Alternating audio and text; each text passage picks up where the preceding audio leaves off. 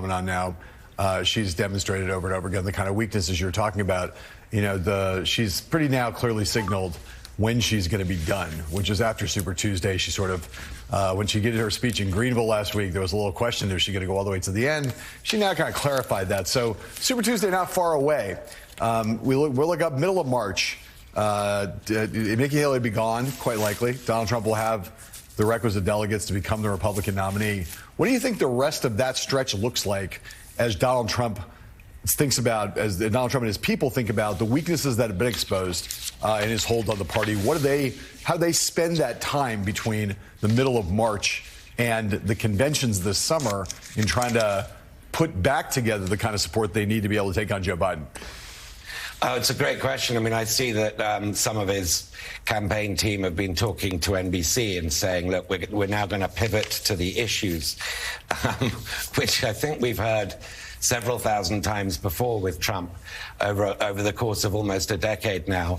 What his handlers want him to do and what might be the logical thing for him to do is not something he's ever going to follow. It's like Biden's team saying, oh, the president's going to be playing basketball every morning between now and November. It's pure fantasy.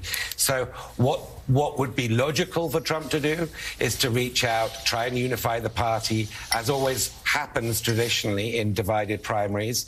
You then select your opponent as your running mate.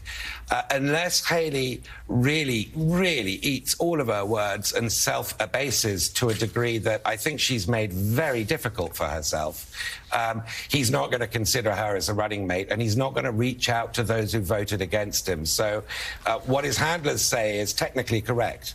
You've got to pivot. You've got to become less insane, talk less about yourself. But what he will do is precisely that.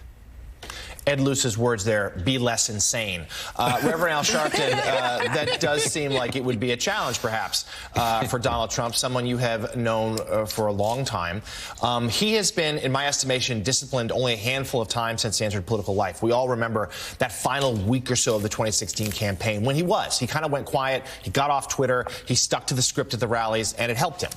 It hasn't happened much since, and he seems to be, frankly, even more unhinged by the day. So, give us your assessment here. As you know, look, as Ed said, he's going to be the nominee, and he's going to have this wrapped up in a matter of weeks.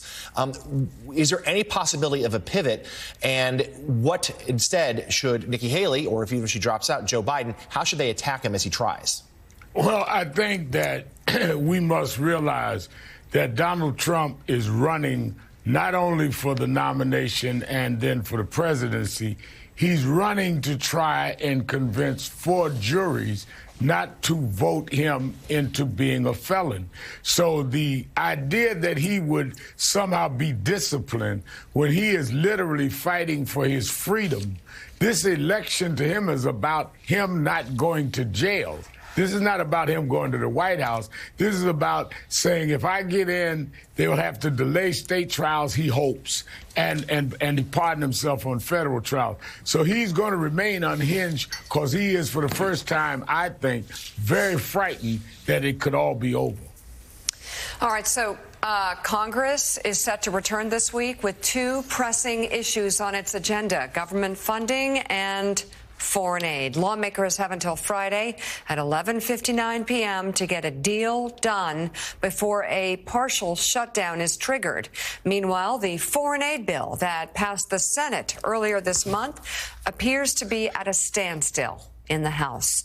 It comes as Ukrainian President Volodymyr Zelensky is publicly warning that millions could die if it is not approved. Let's go to Jackie Alamany on all of this.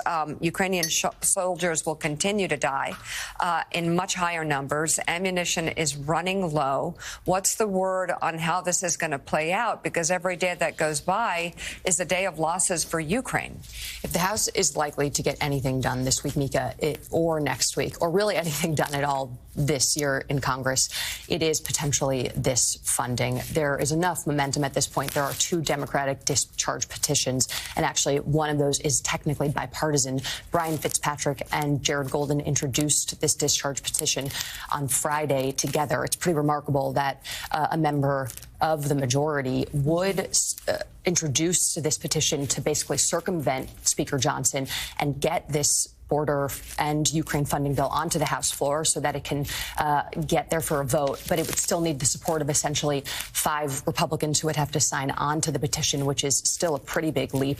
And then there's another discharge petition that is sort of a backup contingency plan that was drafted by Congressman McGovern that is sort of just in case the drafting and the language of the discharge petition that's been drafted by Fitzpatrick and Golden doesn't pass muster. Johnson is going to be heading to the White House along with Chuck Schumer and other House and Senate leadership on Tuesday. That's tomorrow to basically have another jam session, which, you know, the White House has tried to do repeatedly to force Johnson's hand on this. But this is a really big week for him because it's essentially whether or not he's going to decide that he wants to keep his job in, you know, this hall of chaos, or if he's really essentially going to dare his Republican colleagues to undertake the Sisyphean task of wanting to oust him and start the speaker's race all over again. And these discharge petitions sound cumbersome, like